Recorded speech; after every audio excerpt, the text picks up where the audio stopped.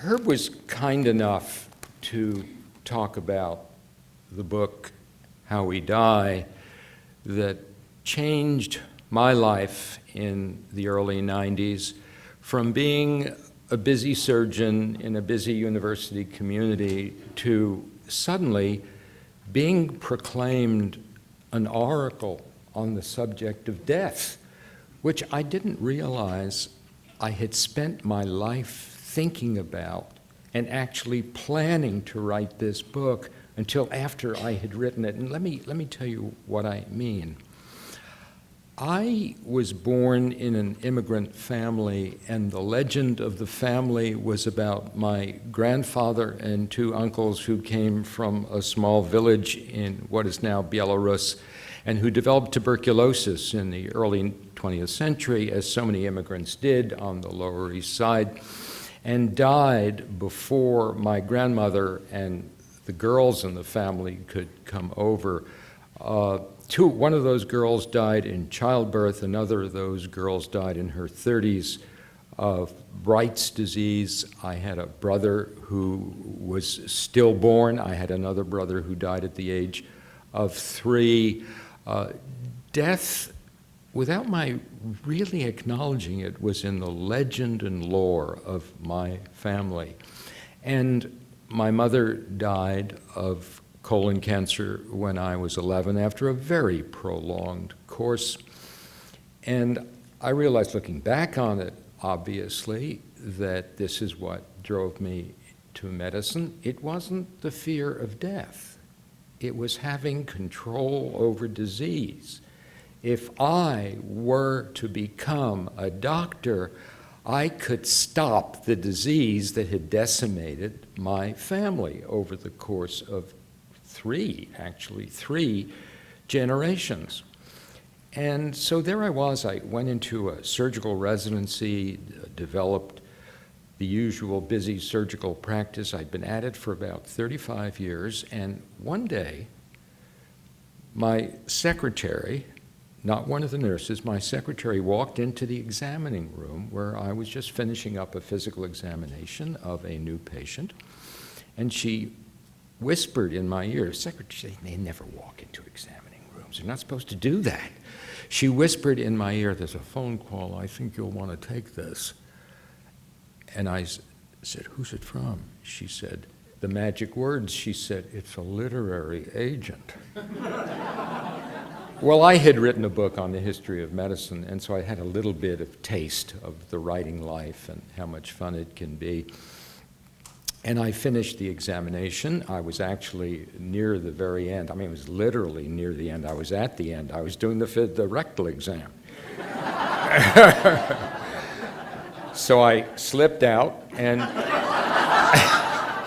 I slipped out of the room, and I went to speak to this fellow on the phone who introduced himself to me, and he said that he had an idea for a book, an original idea. And he had been speaking to some editors in New York, and they knew about some of the previous writing I'd done, and then my name kept coming up, and he said, "I thought I'd try you. What is the book to be about?" He said, "Do you know that there is no book, either for the medical profession or for the laity, that actually talks about the details of how people die of coronary disease, cancer, old age, dementia, whatever?" And I said, "There must be lots of such books."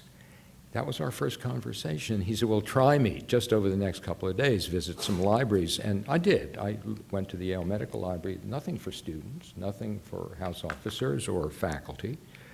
And of course, in the New Haven Public Libraries, it was the same thing. So lo and behold, there was really nothing available. And here we were, near the beginning of the hospice movement, near the beginning of the growth of bioethics, the beginning, only the beginning of the awareness of how badly we treat people at the end of life. And yet, if you wanted to know what actually happens to someone with long-standing malignancy, there was no way to find out what that person feels, what his or her doctors feel, what they go through physically, but also emotionally, primarily physically, though there wasn't any such thing. So I took him up on it, and I wrote this book. It took me exactly a year. It took me I took a year's leave of absence, and it took me 365 days. I never spoke to him for the whole, he had no idea what I was going to do with this book, and neither did I. But I found to my astonishment that the book wrote itself. It came off the end of my Eberhard Faber 2.5 pencil. I write on double-line stationery. I shouldn't say double line. I write on every other line. Double-line stationery is what they give you in Hebrew school, which is how I first learned to do that. But I have one of these things. You see, it's close to a nubbin now because I was working on the plane. And I wrote it out that way, and when it was published, it was barely edited. Something in my unconscious mind had told me what I should write. And when I came to the chapter on old age, and this is a story I've told a number of times, and I don't want ever to forget it, I realized and remembered that for the first 17 years of my life, I had been living with a woman who was dying of old age. She died at 97, my grandmother, who we called Baba in the Eastern European way. And I watched that slow deterioration, and I remember distinctly, my wife was at home at that time. I walked into the kitchen and I said, you know, I'm writing about old age, and I want to write about my Baba, but who will care about a 4-foot, 10-inch woman who couldn't speak a word of English, who had no idea what this culture was all about? Who can identify with such a person? And she said 3 words to me. She said, don't censor yourself.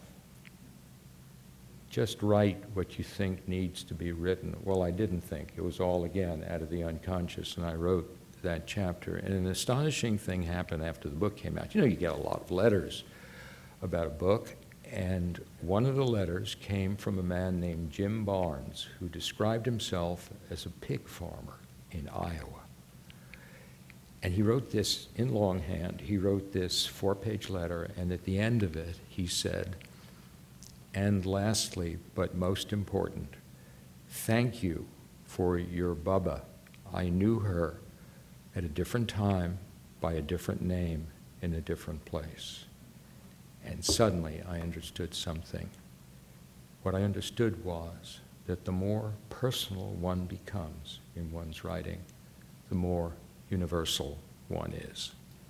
My own deepest, unacknowledged thoughts that just poured out on the paper turned out to be so universal without my realizing it that this book has been translated into 29 languages now.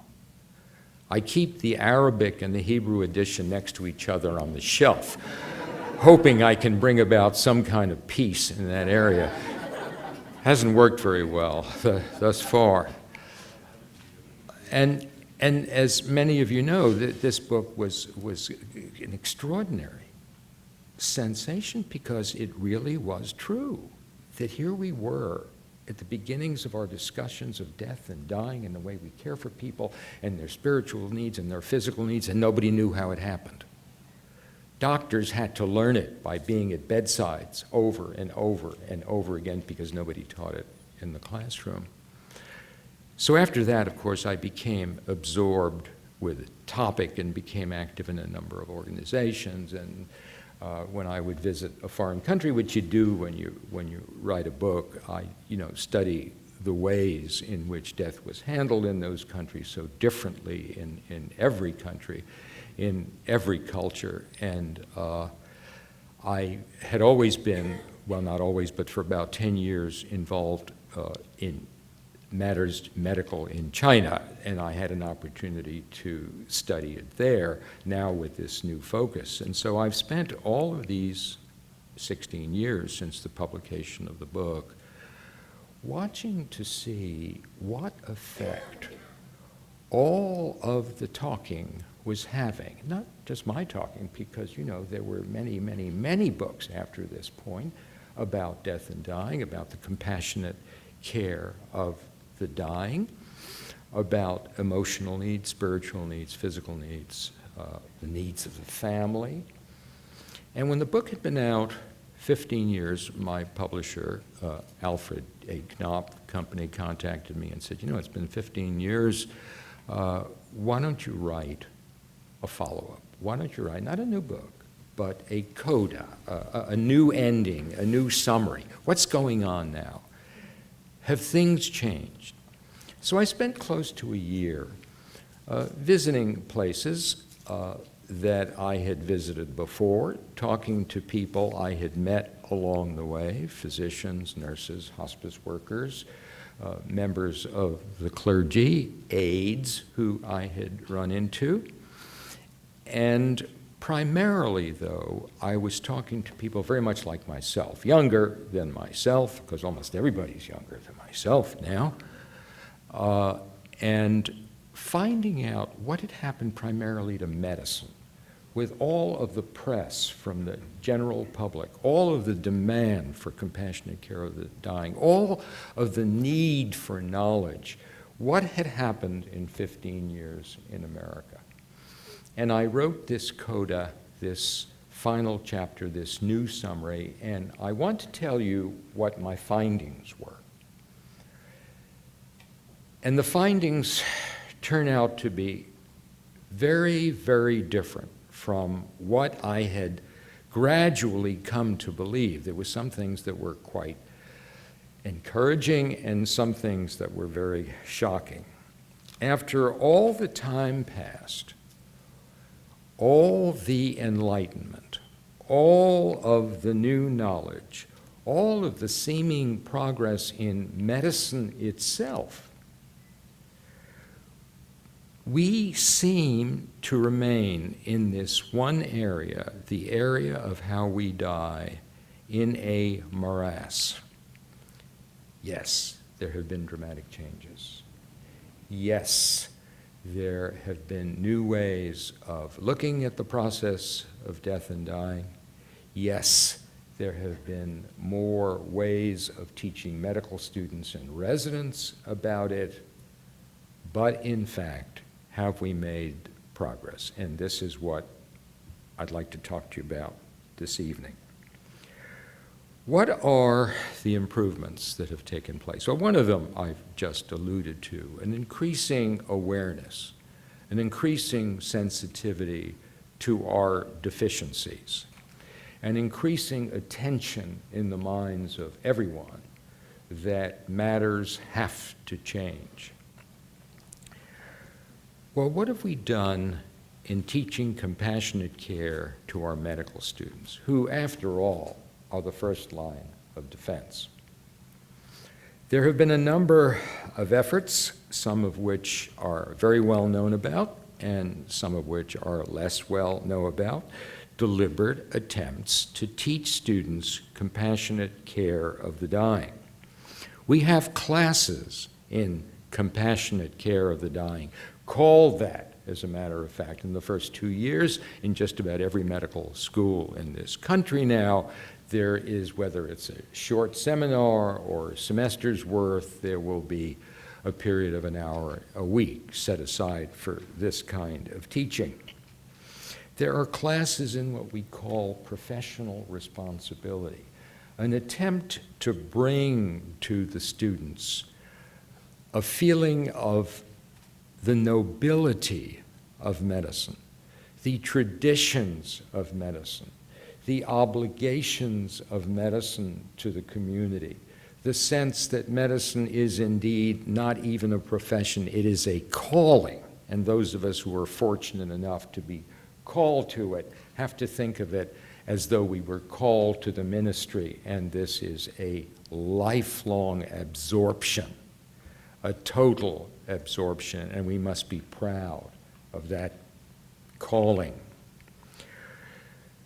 We've come to realize, and our historians have taught us this really, medicine is not a science. Medicine is an art that uses science as best as it can to heal, not necessarily to cure, but to heal. And healing being a total body process, the physician herself or himself is part of the healing process. Hippocrates knew this. One of the great sayings in one of his, it's not his actually, there are a lot of people who wrote the Hippocratic books, but one of the great sayings is, sometimes, this is almost a direct quote, sometimes a patient will recover simply because he is convinced of the goodness of the physician. Actually, I'm engaged in a project right now to study this concept of what the physician's actual morality and goodness have to do with how she or he can be an effective healer. So the cultural aspects out of which medicine springs must be taught. Nowadays, if you look at a pre-medical student's curriculum for sophomore year or junior year, there's almost no time whatsoever on that curriculum for a course in English literature, or in history, or in philosophy, or of any of the background knowledge that used to be perfectly straightforward for liberal arts students in a college 50 years ago, because the pre-med requirements have become enormous, largely because of the splitting of biology, of chemistry into various fields, and the kids feeling, oh, I won't get into medical school if I don't do physical chemistry and this kind of specialized organic chemistry and a quantitative analysis, and some are rigid requirements, and some the kids take because they feel otherwise they'll be at a disadvantage. They spend their summers working in Professor X's lab or going off to Nigeria to help take care of the sick there with the missions, the medical missions that go, and they never sit under a tree and read Proust, like some of the doctors in this room certainly did. It is impossible for any person, any individual to experience everything our culture has been through, and this is why we read fiction, because we learn what life is about from reading friction. That's interesting. Oh, Dr. Freud. Actually, Freud himself said this, that his theories had a lot to do with his wide reading of fiction. This is how you learn about human nature. But kids aren't learning about human nature now. They're learning about micromolecules.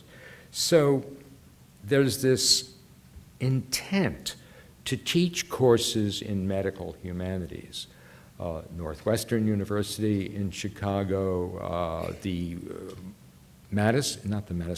Marquette campus of University of Wisconsin has a program, a department of medical humanities. And these would seem to have been very helpful in rounding out medical students who had very little contact with humanities. We give prizes to the most compassionate physician. Foundations give prizes to faculty members who are exemplary in caring for the sick, caring for the dying.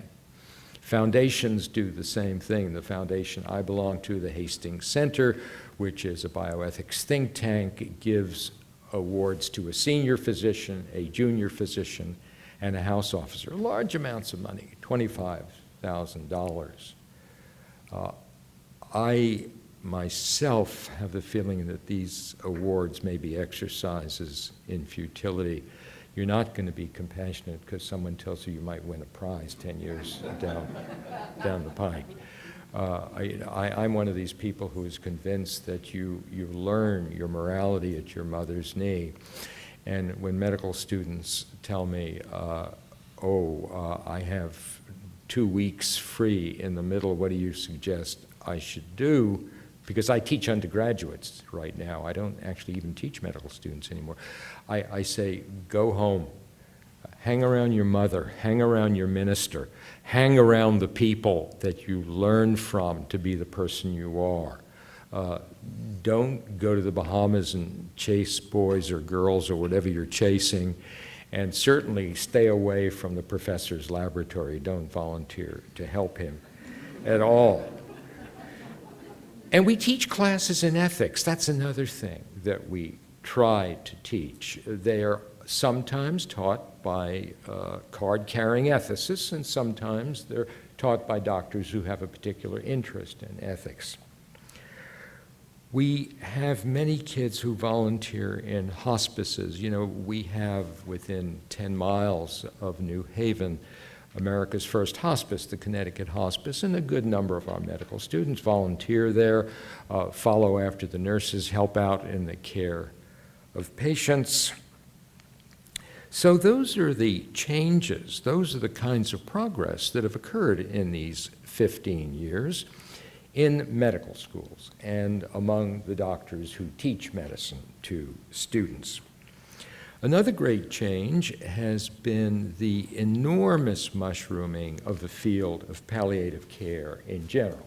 Obviously, this was going on in 1994 when the book came out, but it is much, much larger today. A great deal more attention is being paid to palliative care, and doctors have developed a specialty of palliative care. The American Academy of Hospice and Palliative Care had already been founded in 1988, 6 years before I wrote my book. And in 1994, the year the book was published, they established an actual specialty board. And the American, I think it's American Academy of Board Specialists or something, supervises the exam now, so people are qualified and have a certificate just like your internist or your surgeon or your psychiatrist is board qualified in palliative care. So that in itself is important progress. And then, of course, there's a growth of hospice. I don't have to tell members of this audience about the great work of Dr. Cicely Saunders, who started out as a social worker, or an almoner, as they call them in England, and became a nurse, and then went to medical school, became a physician, and founded the two first hospices in London in 1967. In 1974, one of our own physicians at the Yale Medical School, actually the chairman of the urology department, spent a year working with her, came back, and with members of the clergy, members of the Yale medical faculty, formed Connecticut Hospice. And then hospices, of course, began to grow throughout the country. There are now 3,500 hospices, not necessarily institutional hospices. They may be outpatient facilities, but whatever it is, they are available and they are covered by Medicare, and we'll talk a little bit about that in a moment. Fully one-third of dying Americans use a hospice in one form or another before their deaths. And that's a huge increase from what it was when this book was written. 1 million people a year have been patients either as outpatients at the hospice facility or actually as inpatients there. So there have been these remarkable, I think, changes. Another one is the growth of the profession of medical ethics or biomedical ethics. It didn't exist in 1967. People who study the history of the field and the history of philosophy, as a matter of fact, point out that American philosophy in general was in a bit of a quagmire at that time. They were seeking something new, and they fortunately found it in the notion of bioethics. And bioethics, which permeates now every aspect of medical care, has grown and grown and grown from the original think tanks to many think tanks. As many of you know, there have been two bioethics consultation groups, presidential consultation groups, formed, one during the Bush administration, interestingly enough. And then when the Obama administration came in, they felt that the commission they had was too theoretical, but they needed really practical advice. So they fired everybody and started with another group of much more practical-minded bioethicists. But they are there to give advice to the president. As you know, they were instrumental in many ways in being involved with the Affordable Care Act, Much of their advice was not followed, but at least they did have a hand in that. There are 4 principles to bioethics. Probably almost everybody here knows that. The first principle, autonomy. It is the life of the patient. It is not the life or value system of the doctor or of the clergyman or of the nurse or even necessarily the family. The patient must be an autonomous agent who is given all the information needed, all the information required to then make a decision. Now, there are a lot of practical problems with this, but the thesis is basically the correct one and a very different way of looking at it than we did before the professional bioethicists came into being. Almost half a century ago now. The next principle is called beneficence, and this is one of the precepts in what I call the goodness of the physician. The third is almost the obverse of that, non-maleficence, the Hippocratic principle. First, do no harm. Primum non nocere. One does not, under any circumstances, do physical, psychological harm to a patient. This becomes a very, very complicated ball of wax when we think of all of the new treatments for malignancies of various sorts, which of course continue to make many people much worse than they were before they started therapy, some people to the point where they refuse therapy because they have seen what loved ones have gone through. And the fourth one, which has never been followed in our country, is justice. You all know we live in one of the few countries of the world where it is very difficult to get first-rate medical care unless you have the proper insurance, the proper amounts of money in your pocketbook, and the vast majority of Americans, other than the Medicare group, do not have that. And large parts of the Medicare group don't have it either because it's a matter of access, and access becomes very difficult. But these are the principles the bioethicists have tried to instill in the rest of us: justice, autonomy, beneficence, and non-maleficence. Then another piece of progress, which was occurring already when this book came out in 1994, was the principle of advanced directives, which I'm sure everybody here is familiar with. The Patient Self-Determination Act had been passed by Congress in 1990. The Patient Self-Determination Act allows, if a patient cannot make a decision for himself or herself, for someone to be appointed a healthcare proxy or to have what's called by the lawyers durable power of attorney to make decisions for that patient. Then an additional factor, an additional improvement, has been the fact that virtually every hospital in this country now has an ethics committee. Ethics committees are charged with solving problems that have to do with ethical responsibilities of physicians, of nurses, of the administration of a hospital, and the responsibilities of the hospital administration and the physicians to the patients. They consist, by and large, of what we call wise heads, senior members of a hospital faculty, of a hospital staff. There'll always be a lawyer or two. If they're lucky, they've got some very good people from the clergy, and there's a representative of the community. So every hospital has such a thing, and if any family or any patient feels that their personal humane rights are being challenged or violated, they can turn to the bioethics committee of any hospital for a judgment. And then finally, there's a factor that is vague but very, very important, and it grows out of some of the other things I've been saying for the past few minutes. The whole idea of a return to the days of Hippocratic idealism. You know, Western medicine was really started about 350 years before the Common Era by a group of physicians who somehow became known by the name of one of their leaders, Hippocrates. And the Hippocratic doctors introduced a number of new things. They introduced the concept of physical examination. They introduced the idea that one doesn't become sick because the gods are angry with you and you're not going to get better because the gods say, yes, now you should be better.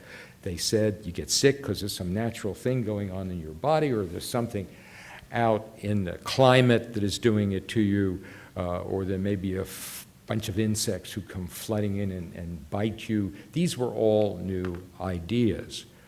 But they also, in addition to everything else, brought in this concept of the physician's morality and goodness, and how the physician himself, and of course in those days it was always himself, by his very presence can instill in a patient the will to get better. We now know with modern studies of placebos that the placebo effect is probably about a third of the effect of the real medicines we take, like the digitalis and the antibiotics and all of this, about a third of it. And when it comes to the drugs that influence mood disorders like depression, it may be a lot more than that. The New York Review of Books recently ran 2 articles by Marcia Angel, who used to be the editor of the New England Journal of Medicine, arguing that antidepressants, for example, are pharmacologically much less effective than we have thought, and the actual reasons people get better have to do with that placebo effect and the passage of time. So, you know, this becomes another interesting thing to conjure with. But the real question, and the question that I started to attack when they contacted me and said, you know, we need another chapter bringing things up to date, the real question is, has how we die in America really changed? In spite of all of the progress, are we moving forward or are we standing still? And I concluded, after all the contacts I made, the places I visited, the people I spoke to, all the bull sessions I had with colleagues, that the French were right. You remember their old saying, plus ça change, plus c'est la même chose. The more things change, the more things stay the same. And I must tell you that for every one of the ameliorations and improvements I've just described, there are reasons to worry. There are reasons to worry about the present, but perhaps even more so, reasons that we have to worry about the future. A lot of them have to do with the technology of medicine, how it has grown enormously, logarithmically, any way you can imagine in these past 15 years, but some of them have to do with other things as well. When you look at a medical school curriculum, I spoke earlier about all the changes we've had in the curriculum, you realize that classroom exercises occur essentially only in the first 2 years. Then the kids get on the wards, but the first 2 years there's time for classes, there's time for didactic work. All other teaching after that is from observation, from participation, from going on rounds, little seminars where people sit around, discuss a topic, or grand rounds where a major topic is discussed, but actual classroom exercises occur only in the first 2 years. A remarkable thing happens at the beginning of the 3rd year, and this hasn't changed in 60 years. Students go on the wards. It's a very exciting time. It is breathlessly exciting. And it turns out, after looking at this whole picture, that the classroom doesn't translate very well to the intensive care unit. What people learn about humanities and ethics and responsibility to the values of the patient, what they learn about the humanities disappears in the thrill of the chase. In this book, How We Die, I talked about what I call the riddle, the exciting riddle of diagnosis and therapy. Suddenly they give you a white coat and a stethoscope and you're a doctor, and my God, it's unbelievable. What a feeling that is. If you've ever flown a Spitfire in combat, which I never did, I imagine it must be exactly like that. In fact, I always call the interns Spitfire pilots. And there are those Messerschmitts, you know, up there, the bacteria and the who knows what, and they're shooting them down, and it's great fun. And most of their teachers are very young, too, because who teaches medical students? The residents teach the medical students. The junior attendings teach the residents. You don't get a lot of gray hair on the wards. You get young, excited, enthusiastic people taking care of the sick, when often what is needed, as you well know, needed much more, is wisdom, is compassion, Buddhist principles, yes, but principles for all of us. Wisdom, it's funny, I'm going to digress for a moment. I used to love it in my last years of practice when a patient would come in who'd looked up their disease or their planned surgery on the internet and had all sorts of knowledge about it. Well, of course, what they didn't have was knowledge. They had information. Knowledge and information are two very different things. Information is facts. Knowledge is facts in context so that they're completely understood. Wisdom has to do with judgment, how you use your knowledge. And it has largely to do with what's inside you, your life's experience. And clearly, you have to have knowledge and experience to have wisdom. Those are prerequisites, but there's far more to it than that. And patients somehow think that if they can Google a damn thing, boy, why do I have to pay $25? $25. Oh, yeah. You know what I mean.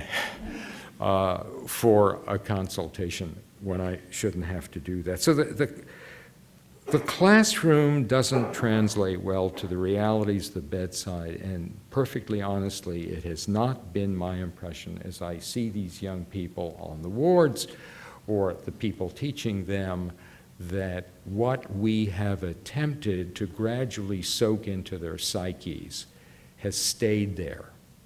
It has dried up in the excitement of the new liquid in which they've submerged themselves, the liquid of salvaging a life, because that's what it's all about. It's all about cure, and it isn't about care, and those are two very, very different things.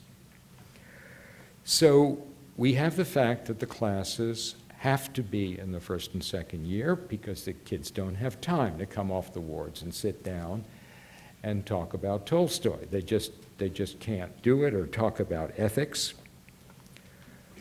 What about the great influence of the hospice movement and the palliative care movement? In 2010, when I finished my survey, and just before that last chapter was published in the new edition of How We Die, there were 1,300 men and women who had passed their specialty boards in palliative care. 1,300 people. You know how many dermatologists there are? 8,500. It's a shocking figure. There are 700,000 doctors in America, and of those, only 1,300 are boarded in palliative care. Statistically, there is one for every 3 hospices in this country. So many of the outpatient facilities for hospice are not in any way supervised or involved with physicians, except the patient's individual physicians, who may have different ways of looking at things, which actually I'll talk about in a moment. I talked about the fact that there is a Medicare provision for patients who go into hospice. Hospice, Medicare will pay for hospice care. But if you look at the law, it gets a little scary because there are certain provisions that come along with it. The physician must certify that the patient has less than 6 months to live. I don't know too many physicians who are willing to prognosticate that way, who are willing 6 months before death to say this person has less than 6 months to live. There's also this very difficult psychological problem of a patient going into a hospice 6 months or 5 months or 7 months before this almost arbitrary date. How do you start that conversation? How do you 6 months before death have someone face the reality that the rest of treatment is futile? You just can't do that. Another provision for hospice care is that each patient admitted to a hospice unit must have a primary caregiver. You have no idea how many people over the age of 65 live isolated lives. Sociologists have written about this problem. Nobody to take care of them. There is no full-time caregiver for many, many, many Americans who would be eligible for hospice. And the other snare in all of this is that if the patient goes into a hospice unit, he or she must from then on refuse any therapeutic care. So the patient must agree from now on in, no attempts at therapy will be tried. Well, there's therapy in this therapy. There's therapy in an attempt to cure disease, but there's therapy also in an attempt to relieve symptoms. The classic example is people with a deposit in a bone where a dose of X-ray will solve the pain problem, for example. But you can't do that. There have been, well, one very recent article in the New England Journal of Medicine, there have been several other articles indicating that for lung cancer patients, if you give therapeutic care and hospice care at the same time, the patients live a little longer, but that's not the issue. They live better. They live more comfortably, and they live in a state of much better equanimity than they had before. But if you have Medicare covering your hospice, you can't do that. So there are all of these problems. I talked about the physicians themselves. I wrote about a problem in How We Die that hasn't changed one bit as far as I can tell. The tremendous reluctance of many, many physicians to recommend that patients take on hospice care. I think 1/3 of Americans is not a lot. It sounds good when you compare it to 15 years ago, but it really isn't a lot, and it isn't enough. Doctors have different motivations for this. We tend, as many of you know, to be a little power hungry. We don't like to give up control of a patient. Some of us, I'm afraid, actually think in financial terms about control of a patient, but for most of us, it's something else. You don't want to turn a patient over to somebody else because you feel a sense of responsibility, but more importantly, you have this authority, and that's one of the reasons that there are physicians in every community in America who refuse to refer patients to hospice. You know, one of the nifty things about writing a book is you get to go on TV shows and meet all these people you've been surreptitiously watching in the afternoon, like Oprah Winfrey. So I was on the Oprah Winfrey show. It was a wonderful moment in my life, you know. I think I peaked at that moment, at least in the opinion of my children.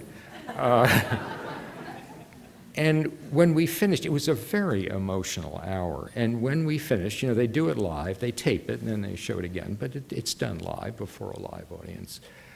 As soon as we finished, 2 women, perhaps in their 40s, came rushing up onto this little stage.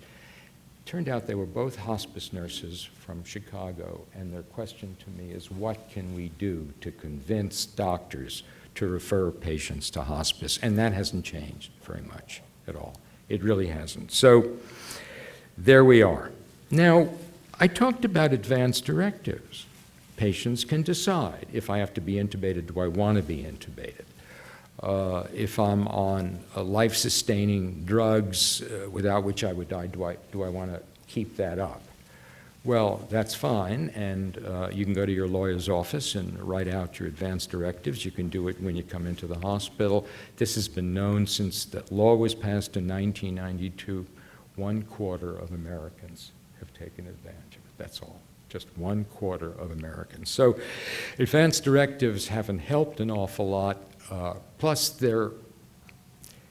how many times have I seen or heard of doctors who refuse to obey a patient's advance directives, who say, but this is a mistake. This person didn't understand what we can do now, and they continue the treatment. Or the other thing, the great Nancy from Dubuque story. You know, we write about families, the family this, the family that. The family's not a monolith. The family consists of a bunch of people, and they all have ideas. So mom's in the hospital, and she's got advance directives that she doesn't want to be on a respirator. And Joe, with whom she lives, her son Joe, says, okay, that's fine. Her daughter Mary, who lives in the next town, says, that's what we're going to do. That Mom and I talked about this. And just as they're about to stop the respirator, in flies Nancy from Dubuque. And she hasn't talked to her mother since 3 Christmases ago, and she's feeling dreadfully guilty. And no, we have to do everything. So there go advance directives. So there are problems with every one of these bits of progress. What about ethics committees? They ought to be able to decide everything. When advance directives come up and a doctor says, I won't follow them, you go to the ethics committee, and they say, there it is, you've got to follow it. And since the doctors on such committees tend to have a lot of gray hair, people say, oh yes, wisdom is here, we'll do what they say. Well, I love talking to families who come to me, and because a lot do, and say, this happened or that happened. I said, well, did you ever go to the ethics committee? Or you can go to the ethics committee. Do you know what most of the time the response is? What's an ethics committee? Most people don't know hospitals have ethics committees. It's an amazing phenomenon. So that hasn't been much help either. So who consults them? Very often it's doctors who've made up their minds about something and just simply want a group of senior people to say, yes, this is the right thing to do. So they provide consent. Who are on these ethics committees? Do they have any training? Do they understand ethical dilemmas that have been written about in the bioethics literature? Do they know the precedents to the cases they're talking about? Who knows? Some hospitals, yes. Some hospitals, no. And then there's this other thing that has come up, which is hospital, government, and insurance regulations. This kind of thing didn't go on 15 years ago. Do you know that administrators make rounds on every patient in the hospital? They check every chart, and they do it to make sure that every insurance requirement has been filled out so the hospital gets its money. These are administrators who, as a colleague said to me one day when we were talking about this problem, they don't know who we are. They don't know who the doctors are. They don't know how doctors think about disease. They don't know how nurses think about disease. They don't know how ministers, pastoral care workers think about disease. They're just there trying to make sure patients are gotten out of the hospital as soon as possible. Then there's this other bugaboo called best practices, which you've read about in the newspapers. Well, I don't want to take all night talking about best practices, but they are derived in very questionable ways. Remember, each individual is a distinct human being with a distinct set of problems. The average Medicare patient, before he dies or she dies, will have 5 major diagnoses. If they have prostate cancer, they may have chronic lung disease, they may have congestive heart failure, they may have dementia, and best practices are derived by studying patients who have one disease so that nothing contaminates them. So they tend to be unrealistic. So many doctors have gotten involved in the business aspects of medicine that in self-defense they rush off and get MBAs. The chairman of my department at Yale has an MBA, right? His name is M.D. MBA, and then FACS. His membership in the American College of Surgeons is behind his MBA. You go into a big group practice, and one of the doctors in the group has gotten an MBA. Doctors are busier than ever filling out insurance requirements. The average length of visit, as many have read, is between 7 and 12 minutes in a doctor's office. Very often the doctor doesn't look up from her computer because she's so busy entering the material. How can people understand sick patients? And then there are other rules and regulations, but first let me quote a very senior faculty member at a major university center in a city other than my own, quote, "Much of the reconfiguration of healthcare has been hijacked by economic needs." He's a doctor so famous for writing, as a matter of fact, that everybody here would know his name if I told you what it is. Some years ago, a young woman named Libby Zion was admitted to the New York hospital by an intern at night, and she was in a delirium, and a lot of other things were wrong with her, and they gave her some sedatives because she was being quite wild, and she never bothered to say she had taken cocaine very recently. In fact, she denied taking cocaine, and she died. And the hospital was accused of not properly supervising its residents. The residents worked too many hours, so in America now, residents, the people who really care for you at the bedside, can only work 80 hours a week. That's a lot. You may think it's a lot. In the days when doctors were giants, we used to work 120 hours a week. And you know why? Because a disease does not stay as it presents itself in the emergency room. It changes hour by hour by hour by hour. And during your training years, you must just watch that disease develop. You've got to watch it evolve to know exactly how to treat it. You've got to watch it evolve so you understand the patient who has it. And you've got to watch it evolve so you can give proper treatment. Young doctors have become what one of my colleagues calls shift workers. So there's very little continuity of care. To add to that, there are 30,000 doctors in this country who are called hospitalists. So when you're admitted to a hospital, your doctor who has known you and your value system and what you want at the end of life can't take care of you. You are assigned to a hospitalist who doesn't know you. One of my friends, who is a senior Yale faculty member, fell down, got a concussion, slashed the side of his face open, broke a facial bone, and when I visited him on the third day, he had been seen by somewhere between 5 and 7 doctors, not his own, and he didn't know the name of a single one of them. So what about patients who are dying?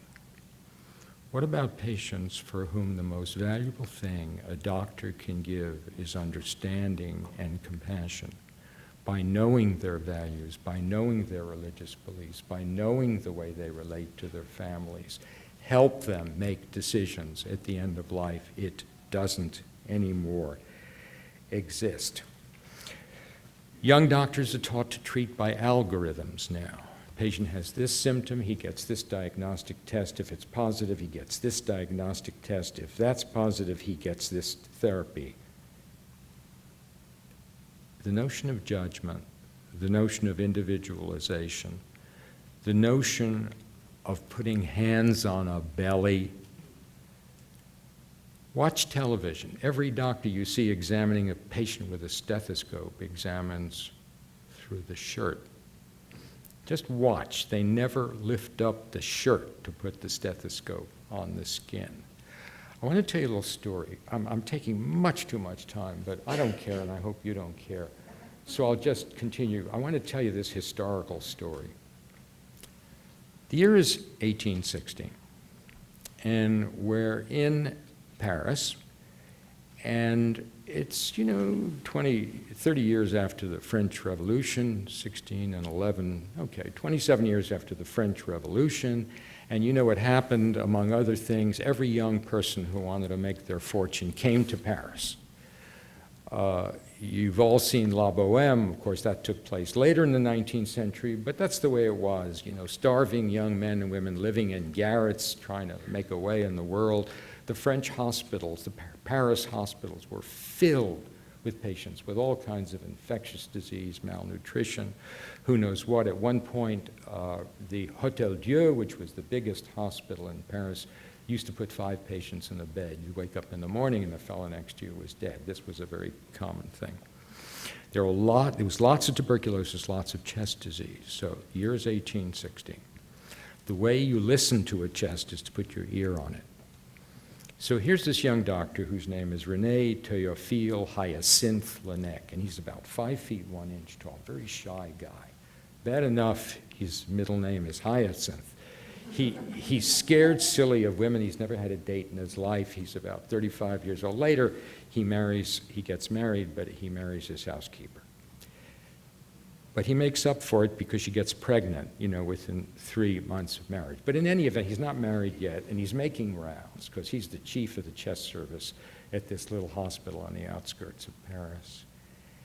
And all of the patients are pretty filthy because, you know, in those days, the French would be bathed when they were born, have a bath the night before they got married, and were bathed before they were buried.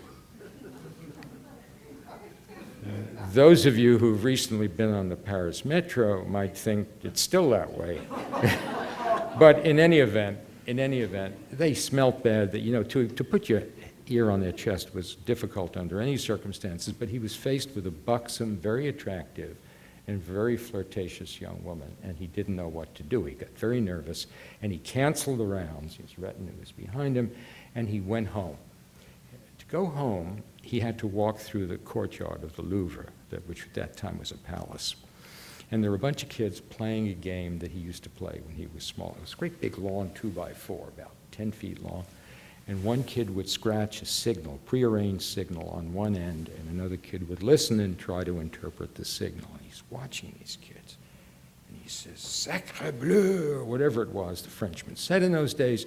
He hails a passing cab, a cabriolet actually, goes back to the hospital, rolls up a notebook, and there's this same young woman. And he puts that notebook, his ear to one end, the other end is under her left breast. And he hears the sounds he would have heard if he put his ear on, and he invents the stethoscope. That's René Laennec inventing the stethoscope. Later, the shape changed, whatever, and now if you watch House, you know, again, it's probably through an overcoat by now. But when that stethoscope was invented, it was about a foot long. You could divide it in two and put it in your hatband. There was a lot of controversy about it. One of the controversies was some people understood the metaphor. They understood the symbolism, and they were actually writing, this is the first thing we've ever had in medicine that physically separates us from patients. And you watch this, it's going to change. We will be separated from patients, and lo and behold, that is what has happened with modern technology. That's essentially it, and it's gotten worse and worse and worse.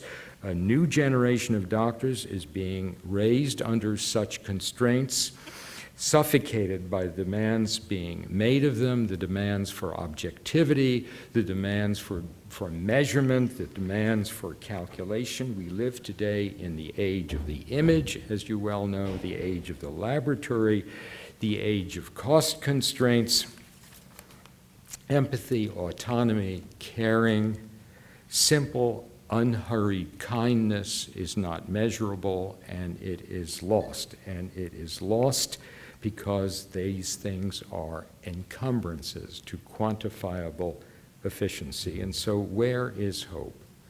Where is hope for the dying who have no hope of avoiding their own deaths? What sort of psychological, spiritual, moral hope can they look to? Well, in the book How We Die, I have a list of ways in which hope can be shared with people who are dying. But since that book came out, I read Disturbing the Peace by Václav Havel. These were interviews made shortly after he came out of prison.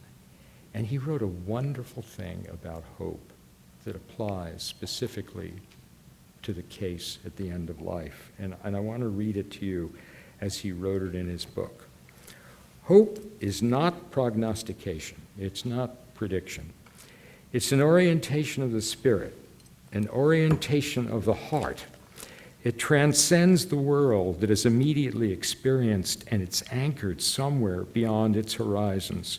Hope, in this deep and powerful sense, is not the same as joy that things are going well, or willingness to invest in enterprises that are obviously headed for success, but rather an ability to work for something because it is good, not because it stands a chance to succeed. The more unpropitious the situation in which we demonstrate hope, the deeper that hope is. Hope is definitely not the same thing as optimism.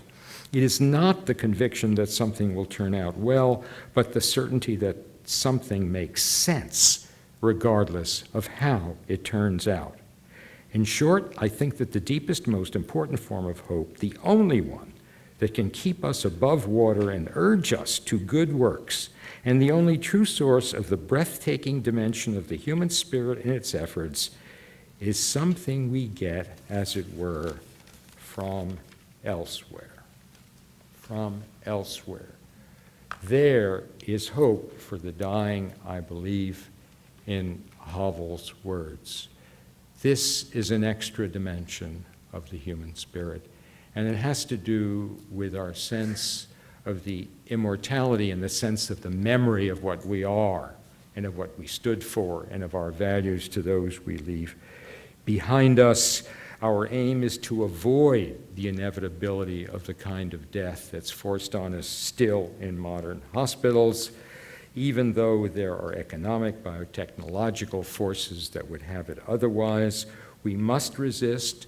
Sometimes we must resist forcefully. And I have a few suggestions. And one of these came up at this fascinating dinner that several of us had a few hours ago.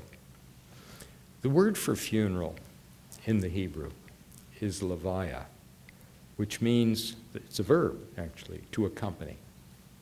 And the reason one accompanies at a funeral, the way it works out, is a hearse will pull up.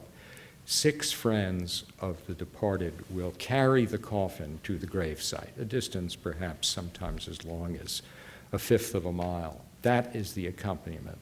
My argument is that when it becomes clear that there's death on the horizon, that is when we, as physicians, as nurses, as clergy, as aid workers, should begin to accompany the dying to their last moments. That is when we should begin the discussions about what the end of life for that individual, that unique individual, must be. It cannot wait for the last 2 or 3 weeks or 2 or 3 days. You know, most hospice patients are admitted within 3 to 4 weeks of dying. Some of them are admitted the night before.